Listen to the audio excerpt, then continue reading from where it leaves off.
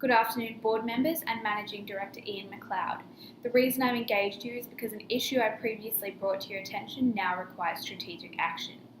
I'd like to note that I have compiled an issue brief, so please refer to that in decision making. A quick overview of the agenda for this call. I will be outlining the issue and its background, its implications, key stakeholders, and finally provide my recommendations.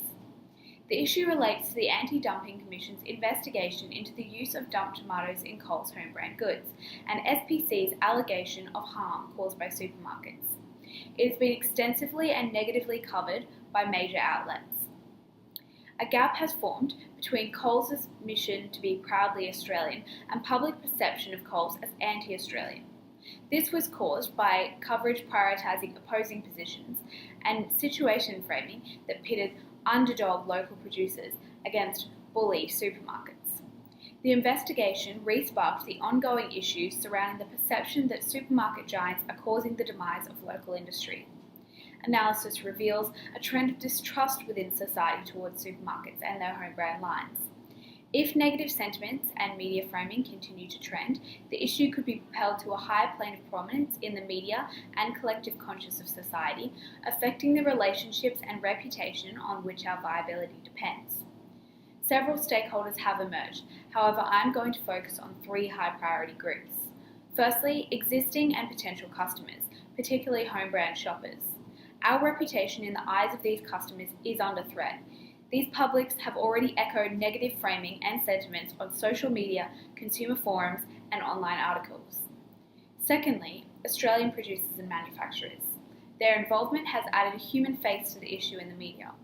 The issue could further challenge their confidence in us, foster discontent, and strain these meaningful relationships. Finally, advocacy groups have emerged, spreading negative messages and campaigns to their members and our customers. Three recommendations have been developed. Firstly, we should open a dialogue with advocacy groups to correct opinions and stem the flow of negative messages and actions against us.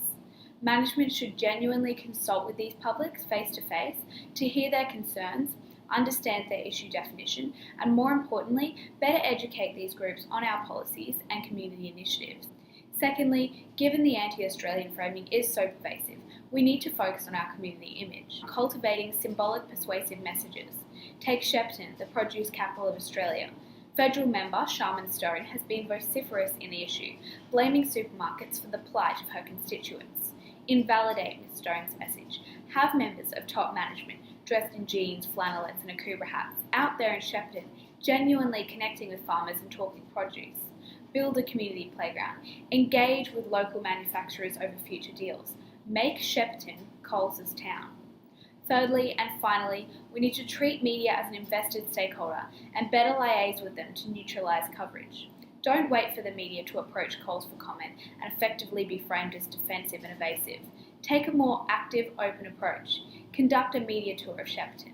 Take media players already involved in the issue to cover top management, visiting our local producers, and position these farmers as authentic advocates and have them serve as spokespeople for the media on our behalf.